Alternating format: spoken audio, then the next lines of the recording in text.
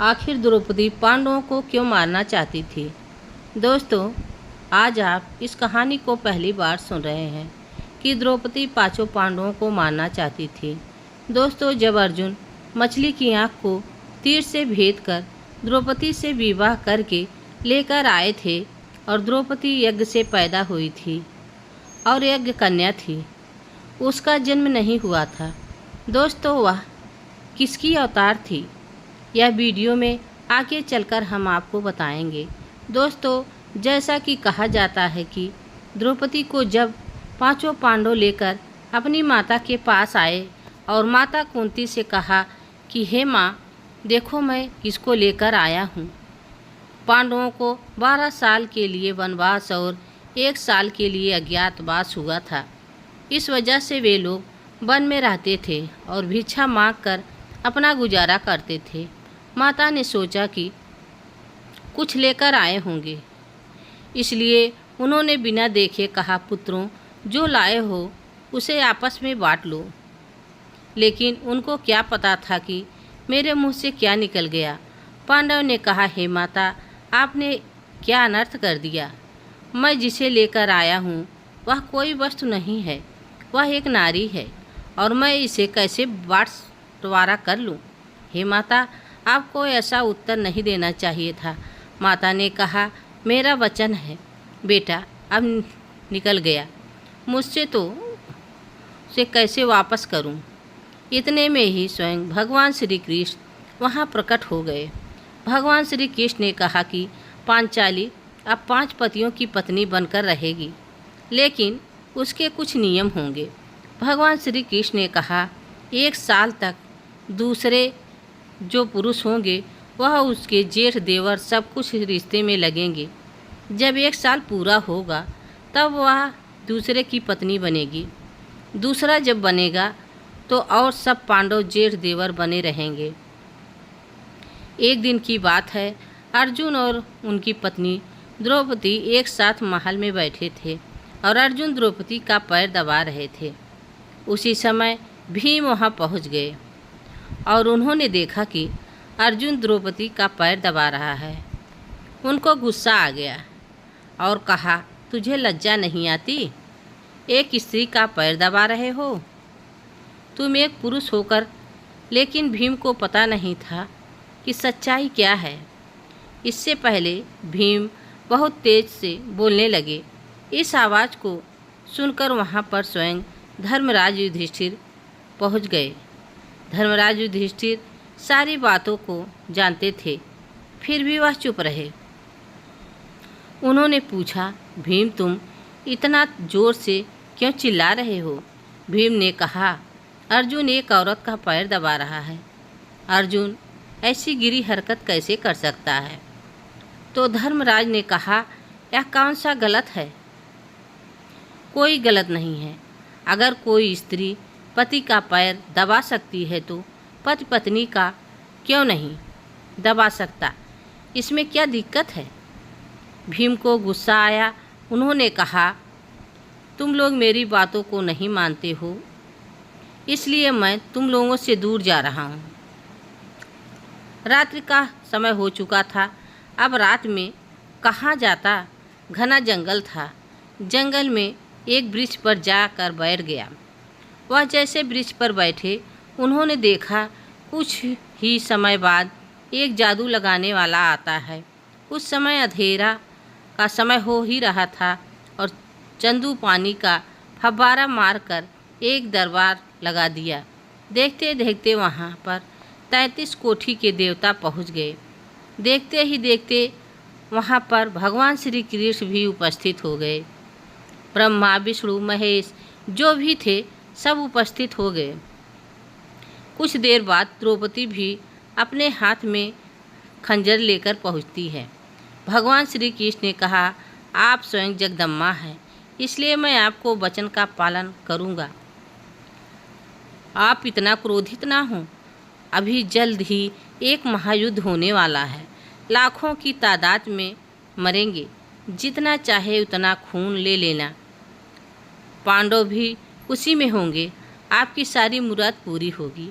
और द्रौपदी ने कहा, ठीक है, लेकिन अब मैं दोबारा आपसे आज्ञा नहीं मांगूंगी। भगवान कन्हैया ने कहा, ठीक है, आप जाइए, मैं जैसा कहा है वैसा होगा। कुछ देर बाद वहाँ से द्रौपदी चली गई।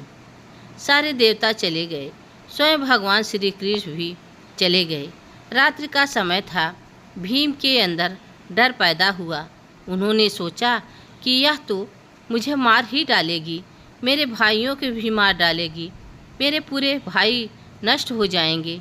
इसलिए मुझे जाकर सबसे पहले अपने भाइयों को बताना चाहिए, इसके बारे में विचार करना चाहिए कि द्रौपदी कौन है, क्यों मारना चाहती है। और फिर वह जाने लगी। तभी देखा कि उनके पीछे बहुत भयानक राक्षस आ रहा है। भीम से बहुत बलशाली और भयानक था। भीम ने देखा कि वह राक्षस उनका पीछा करने लगा। उस राक्षस का नाक कटा हुआ था, पर्वत जैसा विशाल था। भीम ने देखा और सोचा, आगे कुआं पीछे खाई। भीम भागते हुए उस राक्षस के पास गए, जो राक्षस पर्वत के ऊपर बैठा था। उन्होंने कहा, हे मामा, मैं प्रणाम करता हूँ। तो राक्षस ने कहा, अरे भांजे, कहाँ से आ रहे हो? कौन हो तुम? भीम ने कहा, हे मामा, पहले मुझे बचा लो। अगर आप नहीं बचाएंगे तो वह राक्षस मुझे मार डालेगा। उस राक्षस ने भीम को ले जाकर अपनी पीठ के पीछे छुपा दिया। राक्षस ने जब राक्षस को देखा तो वहाँ से चला गया। उल्टे मुंह करके भीम बाहर आए। फिर पर्वत का रक्षक पूछता है, अरे भांजे, कौन हो तुम? तो उन्होंने कहा, मामा, आप मेरे मामा हैं और मैं आपका भांजा हूँ। आपका परिचय ना पूछें। राक्षस ने कहा, ठीक है। फिर भीम ने कहा, हे मामा, आपका नाक कैसे कट गया? उसने बताया, कुंती का पुत्र जिनका नाम अर्जुन है, उसने मुझे युद्ध करके मेरा नाक काट दिया है। मैंने सुना है कुंती के 5 पुत्र हैं। मैं तब से 5 पुत्रों को ढूंढ रहा हूँ कि वह 5 पुत्र मिल जाएं और मैं उनको खाकर तृप्त हो जाऊँ, लेकिन वह मिले नहीं और मैं तब से ढूंढता रह गया। भीम डर गए। भीम ने कहा कि यह क्या कर दिया है? तब भीम ने कहा, अच्छा मामा, अब मैं चलता हूँ। भीम वहाँ से चलकर और भगवान श्री कृष्ण के पास सबसे पहले पहुँचे। उन्होंने कहा, हे कन्हैया, जो मैंने कल रात को देखा, क्या वह सच था? माधव ने कहा, स्वयं माता काली थी, वह अपना खप्पर भरने आई थी। भीम ने कहा, अगर वह खप्पर भरना चाहती थी तो उसने यह क्यों कहा कि भीम को मारकर मैं आधा खप्पर भर लूँगी? भगवान कन्हैया ने कहा, उसने पहले निश्चय कर लिया कि आपको मारकर ही खप्पर भरेगी। भीम ने कहा, हे प्रभु, मुझे बचाने के लिए कृपा करें और कोई उपाय बताएं। भगवान ने कहा, हे भीम, देखिए, द्रौपदी आपकी पत्नी है। वह नहीं जानती है कि तुम सब बात जानते हो। वह भोजन परोसे तो तुम रूठ कर बहाना बना करके बैठ जाना। किसी के कहने पर भी मत खाना। जब द्रौपदी स्वयं तुम्हारे पास आएगी तो उनसे 3 वचन ले लेना और तब भोजन करना, और तब तक मैं आ जाऊंगा। माधव, आप जैसा कहते हैं वैसा ही होगा। भीम वहाँ से चले और अपने घर में आ गए। सबसे पहले माता कुंती आई और उनसे हाल चाल लेती हैं और कहती हैं, हे पुत्र, भोजन कर लीजिए। लेकिन भीम ने कहा, मैं भोजन नहीं करूँगा। कुछ देर के बाद धर्मराज युधिष्ठिर आए और कहा, भाई, भोजन कर लीजिए, मुझसे गलती हुई तो मैं क्षमा मांगता हूँ। भीम ने कहा, मैं भोजन नहीं करूँगा। स्वयं अर्जुन आए, नकुल आए, सहदेव आए, लेकिन किसी की बात उन्होंने नहीं माना और अंत में द्रौपदी सज धज कर वहाँ पहुँचती है और कहती है, आप भोजन कर लीजिए। भीम ने कहा, मैं भोजन करूँगा, लेकिन मेरी एक शर्त है, आप मुझे 3 वचन दीजिए। द्रौपदी ने सोचा, मेरे पास भोजन के अच्छे पात्र हैं, जो भी कहूँगी तुरंत बन के तैयार हो जाएगा। लेकिन उन्होंने यह ध्यान नहीं दिया कि भीम क्या मांगना चाहते हैं। भीम ने कहा, हे देवी, मैं हाथ जोड़कर आपसे विनती करता हूँ कि मेरे पांचों भाइयों का साथ लेकर स्वयं अभय दान दे दीजिए। उन्हें ना मारिए, क्योंकि आप वचन दे चुकी हैं। द्रौपदी वचन दी थी।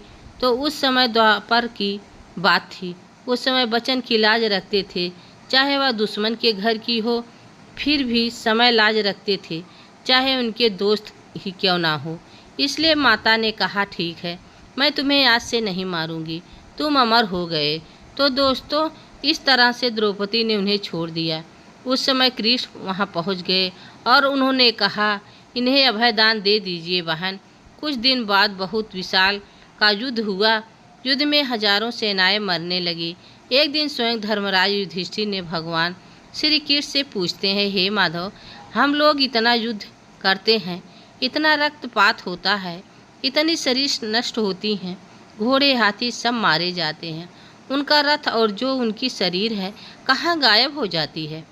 भगवान ने कहा, आप देखना चाहते हैं कि कथा के रूप में सुना दूं? धर्मराज युधिष्ठिर ने कहा, नहीं प्रभु, मैं देखना चाहता हूँ। प्रभु ने कहा, आप जाइए, आधी रात के समय एक हाथी के पीछे छुप जाना, कुरुक्षेत्र में देखना ही क्या क्या हो रहा है। अगर तुम्हें कोई दिख जाते तो तुम तुरंत उसके पैर में लिपटकर प्रणाम की भीख मांग लेना, वह तुम्हें छोड़ देगा। धर्मराज युधिष्ठिर अपने पालतू कुत्ते के साथ उस क्षेत्र में जाकर पहुंचते हैं और एक हाथी के पीछे जाकर छुप गए।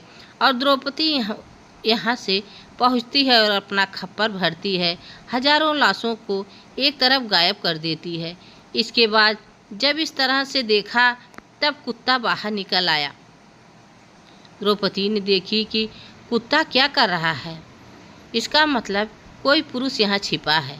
द्रौपदी भागती हुई उसी समय स्वयं धर्मराज युधिष्ठिर उपस्थित होते हैं और पैरों में गिर जाते हैं और कहते हैं, हे देवी, मुझे क्षमा करें। देवी ने देखा स्वयं धर्मराज युधिष्ठिर वहाँ पर आए हुए हैं। देवी ने कहा, ठीक है, मैं तुम्हें अमर होने का वरदान देती हूँ। कुत्ता तो पहले से अमर था, क्योंकि वह स्वयं यमराज का रूप था। इसलिए दोस्तों, धर्मराज युधिष्ठिर स्वर्ग जाते हैं। लेकिन रही बात द्रौपदी अपना खप्पर क्यों नहीं भर पाती है, तो उसको बताते हैं कि कलयुग में वही पांचों पांडव, आल्हा, रुदल, मलखान, ब्रह्मा और जो भी थे, पांचों यहाँ पर प्रकट हुए थे। उन्होंने कहा था, हे प्रभु, हम लोग युद्ध करें, लेकिन हम लोगों को अभी तृप्ति नहीं मिली है। दोस्तों, यह वीडियो आप सबको कैसी लगी कमेंट में ज़रूर बताना। चैनल पर नए हो तो लाइक सब्सक्राइब ज़रूर करें। तब तक के लिए राधे राधे, जय श्री कृष्ण, धन्यवाद।